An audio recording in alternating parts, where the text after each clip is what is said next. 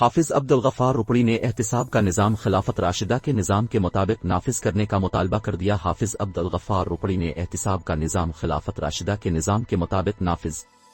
Lahore, web desk, جماعت اہل حدیث پاکستان کے امیر حافظ عبدالغفار رپڑی نے کہا ہے کہ ملک میں احتساب کا نظام خلافت راشدہ کے نظام کے مطابق نافذ کیا جائے۔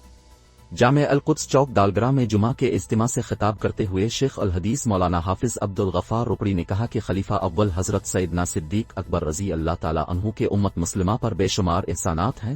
عقیدہ ختم نبوت کے سب سے پہلے محافظ حضرت ابو بکر صدیق رضی اللہ تعالیٰ عنہ ہی تھے۔ علماء عوام کو بتائیں کہ خلیفہ اول کی سیرت وکردار امت مسلمہ کے لیے رہنمائی کا مینار ہے۔ اب کا طرز حکمرانی، رعایا کی داد رسی کی روشن مثالیں حکمرانوں اور امت مسلمہ کے لیے مشعل راہ۔ انہوں نے کہا کہ آج حکمران ریاست مدینہ بنانے کا نام لیتے ہیں لیکن عملی اقدام کرنے کو تیار نہیں۔